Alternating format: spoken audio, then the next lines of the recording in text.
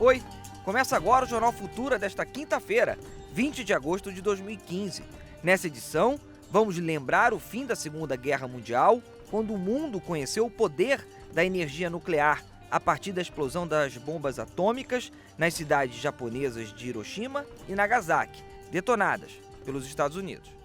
Nós estamos tratando aí de uma outra, não é extinção de indivíduos, mesmo que em grandes grupos, é a possibilidade de extinção da espécie humana. Isso gera novos dilemas étnicos e morais de uma escala que não existia antes. No Brasil, o assunto durante algum tempo foi tabu entre os sobreviventes e suas famílias. Tinha uma certa discriminação para os sobreviventes, né? Então, muitas famílias que um dos casais é sobrevivente, os filhos quase nunca ouviram falar. O relato de um ex-combatente da Segunda Guerra sobre as dificuldades dos brasileiros nos conflitos. Vinha já lá da frente do combate, lá da frente do combate, congelado, as pernas, os pés congelados. Eu passava uma meia hora dando a massagem nos pés para não dar um pé de trincheira. O pé ficava roxo, o sangue não circulava. Era obrigado a cortar. Veio muita gente mutilada assim.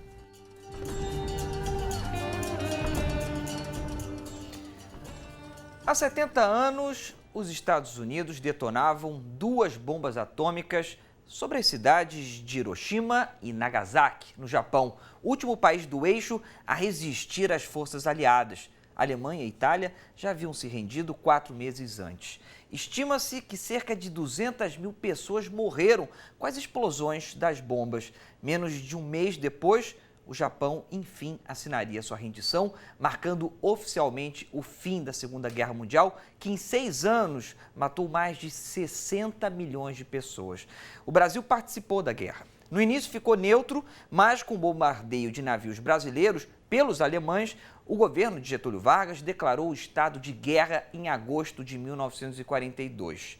Em 1944, enviou uma força de 25 mil homens à Itália para integrar as tropas aliadas. Os soldados brasileiros participaram da tomada de regiões e cidades estratégicas, como Monte Castelo, Turim e Montese. Em Petrolina, Pernambuco, nós fomos ouvir um ex-combatente. E é isso que você vai ver agora. Em 1944, o Brasil entrou na guerra ao lado dos aliados, Estados Unidos, Reino Unido e União Soviética, que lutavam contra os países do eixo, Alemanha, Itália e Japão. Cerca de 25 mil integrantes do Exército Brasileiro foram enviados para a Itália. Seu Aureliano participou de batalhas nas cidades de Monte Castelo e Montese. Depois de 70 anos do término da guerra, ele ainda guarda muitas lembranças desse período. Em 1943, eu fui convocado. Me apresentei lá em Campina Grande, no 40BC. Lá servi 6 meses. Houve uma seleção lá, escolhi 370 do regimento, o sargento da companhia, lá em Natal. Ele era meu amigo, eu conheci. Aí disse: Aureliano, se você não quiser ir, eu baixo você a enfermaria, você escapa de embarcar. Aí eu disse: não, sargento, eu quero ir. O ex-combatente conta que a viagem de navio até Nápoles, na Itália, durou 18 dias. No 4º dia, ia passando Fernando de Noronha, ao leste, Fernando de Noronha. Aí pronto, não vi mais terra, não. Às 5 horas da tarde, eu olhava aqui para o sudoeste, eu sabia que o Brasil ficava para cá, dava uma saudade danada. Seu Aureliano ainda recorda muitos detalhes da guerra, como os alimentos que consumia durante os combates. Carne, corte de bife. Carne congelada no óleo. Dava azia da mulher. Eram as caixas de papelão que a gente levava nas costas. Nosso equipamento era um peso danado, 17 quilos nas costas. O frio era uma das grandes dificuldades que os pracinhas, como são conhecidos os ex-combatentes, enfrentavam. Quem salvou a gente lá no gelo foi a Cama-Rolo. Era nalho, forrada de pena de pássaro. E tinha um fecho de baixo até em cima. Vinha gelado da frente de combate, lá da frente de combate, congelado, as pernas, os pés congelados. Eu passava uma meia hora dando a massagem nos pés para não dar um pé de trincheira. O pé ficava roxo, o sangue não circulava, a brigada cortava. Veio muita gente mutilada assim. Durante o período em que ficou em solo europeu, o paraibano viu muitos companheiros de guerra morrerem. Perdi foi muito, companheirinho meu de 23 anos, caía ao meu lado, só fazia olhar. A ordem era avançava, e o pilotão de sepultamento recolhia os mortos, o pilotão de saúde recolhia os doentes, os feridos para os hospitais de campanha. Mas seu Aureliano não podia contar para sua família, que estava no Brasil, as dificuldades e o que realmente se passava durante a guerra. Era tudo bonitinho, aqui é um lugar maravilhoso, aqui todo mundo é um povo decente, recebe a gente bem. Porque se falasse em qualquer dificuldade de guerra, de combate, que estava sofrendo lá, a tesoura cortava. As cartas eram entregues ao comandante da companhia, aberta. Ele censurava. E a gente lembra que naquela época o Brasil vivia sob a ditadura do Estado Novo, em que a censura era um instrumento muito comum. Para quem se interessar mais pela participação do Brasil na Segunda Guerra, conta a história que está na sua tela nesse momento. A gente segue com o tema de hoje, os 70 anos do final da Segunda Guerra Mundial. Vamos para um intervalo brevíssimo e a gente volta já já com mais Jornal Futura para você. Veja a seguir, no Brasil, sobreviventes às explosões das bombas atômicas em cidades japonesas durante muito tempo mantiveram-se em silêncio.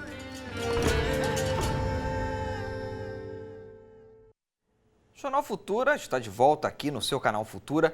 Uma das imagens mais marcantes da Segunda Guerra Mundial foi o cogumelo atômico gerado pelas bombas em Hiroshima e Nagasaki, no Japão. A destruição das duas cidades fez milhares de mortos e de vítimas também que conviveram com as consequências da radioatividade para o resto de suas vidas. Nós vamos saber mais agora dessa história na reportagem de Adeilton Oliveira. Uma descoberta da ciência que mudou o tabuleiro político e econômico do planeta. Uma tecnologia baseada em partículas atômicas, resultado de muitas pesquisas. A energia nuclear. Foi na Segunda Guerra Mundial que o mundo conheceu a potência da nova energia. Os Estados Unidos, numa reação a um ataque feito pelos japoneses a uma base no Havaí, usaram bombas atômicas em Hiroshima e Nagasaki. As duas cidades foram destruídas, não só pela explosão, mas também pela radiação emitida. Foi uma tal escala de destruição que entra aí, muito mais do que nas armas comuns, um fator moral. É moral você utilizar esse tipo de armas que podem levar à extinção da espécie humana? Nós estamos tratando aí de uma outra, não é extinção de indivíduos, mesmo que em grandes grupos. É a possibilidade de extinção da espécie humana. Isso gera novos dilemas étnicos e morais de uma escala que não existia antes. Para Ângelo, a nova arma virou o sonho de consumo das grandes potências econômicas durante a Guerra Fria. Divisão ideológica entre capitalismo e socialismo que, além de dividir o mundo entre aliados dos Estados Unidos e da então União Soviética, quase resultou no maior medo da humanidade durante muito tempo, o Holocausto Nuclear. A crise dos mísseis em Cuba foi um episódio em que a Rússia tentou colocar na esfera de influência dos Estados Unidos, né, que é a América Latina, um país amigo da União Soviética, né, que seria Cuba. E aí ela faria em Cuba mais ou menos o que os Estados Unidos faziam na Turquia. A Turquia é bem ao lado da União Soviética, né, e os Estados Unidos estavam colocando um arsenal atômico lá, uma coisa que a União Soviética não aceitava. Então eles tentaram retribuir, fazendo com que fossem colocados mísseis em Cuba. Cuba é literalmente ao lado dos Estados Unidos. E isso o presidente norte-americano não podia aceitar, por isso que chegaram a tal confrontação. E foi um susto tão grande que logo depois americanos e russos trataram de criar novos canais de comunicação, o famoso telefone vermelho, etc. E nunca se chegou a uma tensão tão grande. Com o tempo, outros países passaram a dominar a tecnologia nuclear e não pensam duas vezes na hora de demonstrar que podem usar o recurso numa guerra. A Coreia do Norte, por exemplo, nação mais fechada do mundo, teria material para até 9 armas atômicas. Alguns autores, com uma visão retrospectiva hoje, acham que o período da Guerra Fria, de repente, foi mais seguro, e talvez exatamente por causa das armas atômicas, que impediam uma guerra entre os dois, que significaria a destruição dos dois, do que atualmente, em que, por exemplo, armas atômicas, maletas, existem maletas com bombas atômicas que estão perdidas, né? A Rússia tem 2 maletas que ninguém sabe onde foi parar. E isso, atualmente, hoje em dia, existem muitos grupos, né? E não se sabe se podem utilizar ou não. Então, existe esse pensamento irônico de que, com visão retrospectiva, talvez o período da Guerra Fria, isso para alguns autores, tenha sido relativamente seguro exatamente por causa do terror nuclear. Fácil não, né? Recentemente, um acordo entre chefes da diplomacia do Irã e de um grupo chamado 5+1, com Estados Unidos, Grã-Bretanha, França, Rússia, China e Alemanha, permitiu que, em troca da extinção de sanções econômicas, o país árabe, o Irã, se comprometesse a não produzir armas atômicas e assim não ser mais um a ameaçar a paz mundial. A imigração japonesa para o Brasil teve início no começo do século XX. Entre 1925 e 1935, aconteceu o ápice da vinda. Chegaram ao nosso país cerca de 140 mil japoneses. Na Segunda Guerra Mundial, o cenário foi parecido. Fugindo da realidade do conflito ou, em um segundo momento, querendo se afastar das dores causadas pelas bombas atômicas, os japoneses vieram para o nosso território. A nossa equipe em São Paulo vai mostrar como a colônia mantém as tradições e relembra a guerra, apesar de alguns assuntos terem sido tabus durante muito tempo. Vamos ver. O Brasil tem a maior comunidade japonesa fora do Japão. São cerca de 1,5 milhão de pessoas. A maioria vive no estado de São Paulo. Nascido no Brasil, Yoshitaka Samishima é um dos sobreviventes da bomba de Nagasaki. Aos 15 anos, foi convocado pela Marinha Japonesa para prestar serviços para o país. Ele só sobreviveu pois o navio em que estava quebrou em alto mar quando a cidade foi atingida. Efetivamente, quando ele viu, né, a destruição, efetivamente, é difícil dizer porque, né, ele achou que o Japão tinha acabado. Né? Essa foi a sensação quando viu a cidade de Nagasaki destruída. Shigeki, filho de Yoshitaka, revela que até pouco tempo o pai não falava sobre o ocorrido em Nagasaki. Eu acho que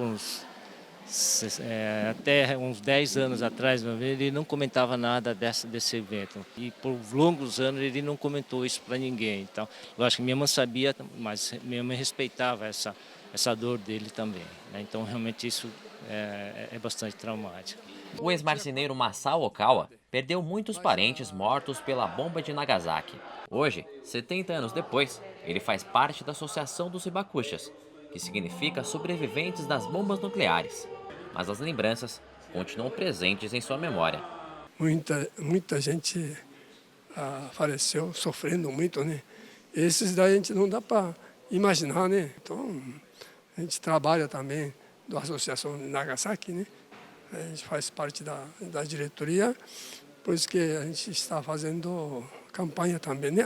Ajudando com a Associação das Vítimas, né?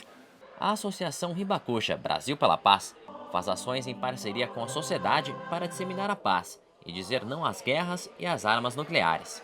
Yasuko Saito, diretora da entidade, é filha de Takashi Morita, sobrevivente da bomba de Hiroshima. Ela diz que na infância seus pais falavam muito sobre o acontecimento, mas depois o assunto parou de ser comentado com frequência. E até indagamos, mas por quê? É porque tinha uma certa discriminação para os sobreviventes, né? Então, muitas famílias que um dos casais é sobrevivente, os filhos quase nunca ouviram falar, né? Nós, talvez eu e meu irmão, fomos assim uma exceção, porque crescemos ouvindo as histórias. Isso não é que seja bom, né? Mas assim nós crescemos já com bastante consciência do que seja esse tipo de tragédia. Para esse pesquisador, o assunto é pouco debatido nas escolas. Esse tema, infelizmente, não é debatido com tanta ênfase como deveria ser. Não só esse, como o próprio Holocausto. Então, a questão da bomba atômica, ela deveria também ser retratada com outro olhar, com mais carinho, não numa visão cinematográfica norte-americana, que a maioria das vezes, como retratado, né? Teria que ser retratado no aspecto de entender o que aconteceu com as pessoas, o que vitimou, o que isso pode trazer para as futuras gerações e para o mundo do modo geral, né? Mas nós percebemos que esse assunto incomoda na maioria das vezes. Muitos não querem falar, preferem o silêncio, apesar de a gente estar falando do silêncio, mas o silêncio fala muito. Yasuko acredita que esse fato não pode ser esquecido, para que essa tragédia não aconteça novamente. E a humanidade parece que esquece as dores que passou, né? E realmente, se você não consegue relembrar esses momentos tristes, a humanidade acaba repetindo os mesmos erros. A gente tem que estar preparado e também fazer tudo que a sociedade eduque as crianças para realmente valorizar a paz, né? A paz que seja para nós e para todos. Essa é a mensagem. Tá certo. Nesse final de jornal, deixa eu falar do canal Futura dentro do YouTube. É o canal do Jornal Futura. Quer ver uma antiga reportagem, rever algum jornal, compartilhar informações? Olha só, é só ir em youtube.com/Jornal Futura Oficial. Lá tem tudo sobre o jornal e também você vai ter acesso a centenas de reportagens feitas pelos nossos parceiros. Então, youtube.com/Jornal Futura Oficial, seja muito bem-vindo. Embaixo, compartilhe, comente, fale para os seus amigos, coloque nas redes sociais, interaja com o Canal Futura, que nós estamos super afins de debater e também de ouvir as suas indicações. Combinado? Bem, participaram dessa edição do Jornal Futura as nossas equipes em São Paulo e também aqui no Rio de Janeiro, e quem fez a entrevista com o ex-combatente de guerra, o seu Aureliano, foi a equipe da TV Caatinga, de Petrolina, Pernambuco. Eu quero agradecer a você pela companhia, pela parceria, muito obrigado. Amanhã, às 5 horas da tarde, nós temos um novo encontro aqui no Jornal Futura. Eu espero por você. Um belíssimo fim de dia. Tchau, tchau.